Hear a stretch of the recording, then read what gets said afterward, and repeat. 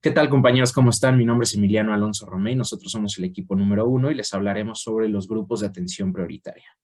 Sin lugar a dudas, una de las aportaciones más importantes de la Constitución Política de la Ciudad de México fue el reconocimiento de estos grupos de población que enfrentan casi a diario dificultades para el pleno ejercicio de sus derechos humanos y que constantemente son víctimas de actos de discriminación, de exclusión y de violencia. Esta Constitución Política de la Ciudad de México, como bien sabemos, entró en vigor el 17 de septiembre de 2018 y en su capítulo 1 prevé los principios de interpretación y aplicación de los derechos humanos, entre ellos el de igualdad y no discriminación. Es de ahí de donde emana esta protección para los grupos de atención prioritaria. Estos grupos llamados de atención prioritaria son visibilizados por la Constitución y mandatan la garantía de su atención preferente para que gocen del pleno ejercicio de sus derechos y se eliminen progresivamente las barreras que impiden la realización de sus derechos y alcancen su inclusión efectiva en la sociedad. Esto es el objetivo principal de esta Constitución y a lo que se quiere llegar con esta protección a estos grupos. Eh, Dicho lo anterior, como bien les comentamos, la Constitución Política de la Ciudad de México reconoce a estos grupos de atención prioritaria aquellos que están en alguna situación de desigualdad, eh, que por muchos años han sido discriminados, excluidos y violentados y que aún hoy enfrentan grandes obstáculos para disfrutar de sus derechos y libertades. La Constitución habla mucho y hace énfasis en la inclusión social para estos grupos. ¿Por qué? Principalmente por la discriminación y la violencia que sufren prácticamente a diario. ¿Qué grupos de atención prioritaria reconoce la Constitución Política de la Ciudad de México? Principalmente son mujeres, niñas y niños y adolescentes, personas mayores, personas con discapacidad, personas migrantes, personas en situación de calle, personas privadas de su libertad, personas que residen en instituciones de asistencia social, personas afrodescendientes, entre otras. Eh, ¿Qué acciones específicas debe adoptar la autoridad a favor de estos grupos de atención prioritaria? Hablaremos de acciones específicas que debe de adoptar la autoridad y ahora les hablaremos de qué medidas debe promover la autoridad para cada grupo de atención. No debemos confundirnos en ese aspecto. ¿Qué acciones específicas debe adoptar la autoridad? Asegurar que participen en espacios de toma de decisiones, operar medidas con base en su entorno y las necesidades, crear un sistema social amplio que atienda a estas personas, a estas familias, a estos grupos, prohibir todo tipo de violencia o discriminación por su condición de desigualdad, dar a conocer las diversidades de cada grupo y sensibilizar a la población sobre los derechos que estos tienen. Este punto muy importante porque debemos conocer cada grupo para poder apoyarlos e incluirlos socialmente, que es lo que se busca. Y ahora bien, ¿qué medidas debe promover la autoridad para cada grupo de atención prioritaria? Un ejemplo, para mujeres, promover la igualdad y la paridad de género junto con la equidad. Para personas mayores, establecer un sistema integral para su atención dirigido a prevenir la violencia, el abandono y la discriminación en su contra. El abandono porque esto sucede mucho en los asilos y garantizar una ciudad accesible y con servicios de salud adecuados a su edad. Accesible, hablamos de simples aparatos o rampas para poder ingresar a ciertos edificios o ciertos lugares y al hablar de servicios de salud adecuados a su edad, pues creo que el nombre lo dice perfectamente. Y posteriormente, mi compañero Gabriel les hablará sobre el marco teórico que incluyen estos grupos de atención Dentro del marco prioritaria. teórico es importante definir los grupos de atención prioritaria, que son aquellos grupos de población que enfrentan dificultades para el pleno ejercicio de sus derechos humanos y que constantemente son víctimas de actos de discriminación, exclusión y violencia. La discriminación la definiremos como el trato diferente y perjudicial que se da a una persona, de las cuales hay distintas modalidades, que consisten en cualquier manifestación de xenofobia, segregación racial, antisemismo, así como la discriminación racial y otras formas de intolerancia.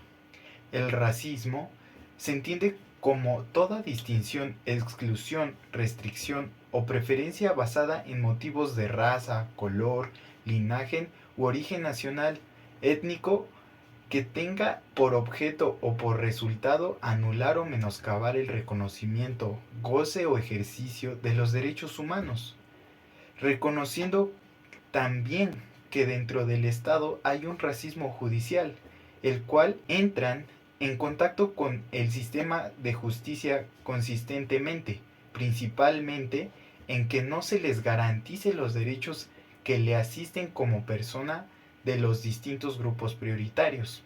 La violencia que han sufrido estos grupos prioritarios no solo se puede definir como verbales, sino también físicos e incluso llegan a ser colectivos. Dentro del ámbito internacional encontramos la protección de los derechos humanos de los grupos de atención prioritaria, mismos que encontramos dentro de los tratados internacionales, que más adelante mi compañera Paulina nos hablará de ello. Pero, ¿a quiénes protegen estos tratados? Si bien son a las víctimas que mayormente pertenecen a los grupos de priorización, como son las personas mayores, las cuales se les va a prevenir el abuso, el abandono, el aislamiento, la negligencia, el maltrato, la violencia y cualquier situación que implique tratos o penas crueles, inhumanas o degradantes o atenten contra su seguridad e integridad. Las personas también de la comunidad lésbico, gay, bisexual, transgénero y más, así como también las comunidades afrodescendientes, las personas privadas de la libertad, así como también las personas con discapacidad y las minorías religiosas. Cada una de ellas pertenece a los grupos de atención prioritaria. Y bueno, ahora vamos a ver cómo es que define la Corte Interamericana de Derechos Humanos los grupos de atención prioritaria. Y dice que es toda persona o grupo que se encuentre en desventaja por su edad, sexo, estado civil, nivel educativo, origen étnico, situación o condición física y o mental que requiere de un esfuerzo adicional para incorporarse a la sociedad. Y también hay varios tratados internacionales, de los cuales destaqué la Declaración Universal de los Derechos Humanos, la Declaración Universal de los Derechos Humanos y Deberes del Hombre, la Convención Internacional sobre la Eliminación de todas las formas de discriminación racial, y también tenemos la Convención Internacional sobre la Protección de los Derechos de todos los trabajadores migrantes y familias, la Convención Interamericana para prevenir, sancionar y erradicar la violencia contra la mujer, Convención sobre los Derechos de los Niños, Convención Interamericana para la Eliminación de todas las formas de discriminación contra las personas discapacitadas, la Declaración de los Derechos del Retraso Mental y la Convención de las Naciones Unidas sobre los Derechos de las Personas con Discapacidad. Realmente existe demasiada información sobre este tema, hay muchísimos tratados internacionales, pero destaqué algunos porque son muchísimos, como ya les mencioné, y no terminaríamos de enumerarlos. Y bueno, los dejo con mi compañera Daniela. Les voy a hablar sobre las estadísticas de los grupos de atención prioritaria en la Ciudad de México. Como ya vimos, son muchísimos los grupos de atención prioritaria en la Ciudad de México. Es por ello que me di a la tarea de sistematizarlos, es decir, agruparlos a modo de que entendamos un poquito mejor cómo funcionan las estadísticas. Así que las dividí en lenguas indígenas, población según discapacidades, sexo, estratos sociales, según tamaño de localidad, según nivel educativo por pobreza, etc. Una vez entendidos estos grupos prioritarios, podemos entender un poquito más las estadísticas de estos últimos años. Esto quiere decir que las estadísticas fueron hechas a partir del 2016 a este año y contando. Entonces, la primera columna es del 2016, 2017, 2018, 2020 y la última es la del 2022. En los 3 primeros años podemos notar que no hubo un aumento significativo, sino que se empezó como a mantener. Esto es debido a muchos factores. El año 2016, el índice que mayor tuvo en este tipo de grupos de atención prioritaria fue en la categoría de vejez y fue por el 70.5%. En el siguiente año, el índice de mayor grupo de atención prioritaria nos la da las personas con discapacidad con un porcentaje del 117.6%.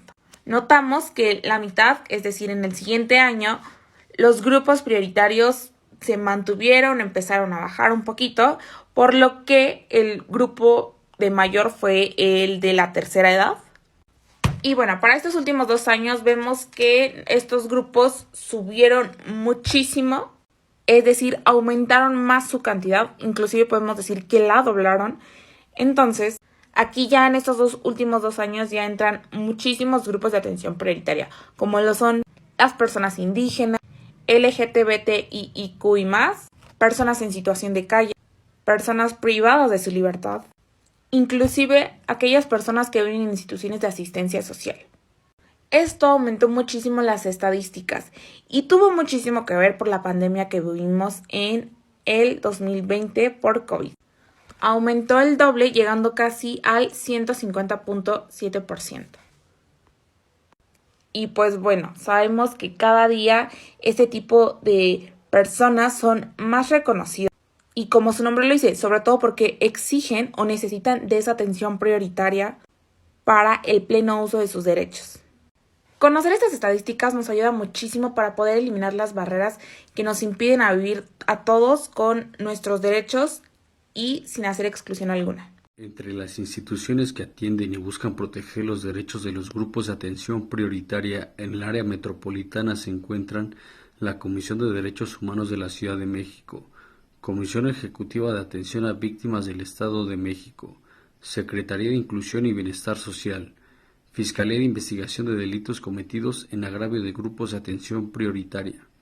En el resto de la República Mexicana encontramos las siguientes instituciones: en Aguascalientes, Secretaría de Desarrollo Social; Baja California, Secretaría de Inclusión Social e Igualdad de Género de Baja California; Baja California Sur, Comisión Estatal de los Derechos Humanos de Baja California Sur; Campeche, Comisión de Derechos Humanos del Estado de Campeche; Chihuahua, Secretaría de Desarrollo Social del Estado de Chihuahua; Coahuila, Dirección para promover la igualdad y prevenir la discriminación en el Estado de Coahuila; Colima, Complejo de Atención a Grupos Vulnerables; Guanajuato, Comisión de Derechos Humanos y Atención a Grupos Vulnerables; Hidalgo, Comisión Estatal para el Desarrollo Sostenible de los Pueblos Indígenas; Jalisco, Subsecretaría de Derechos Humanos; Michoacán, Subcoordinación de Atención a Grupos en Situación de Vulnerabilidad; Morelos, Comisión de Derechos Humanos del Estado de Morelos;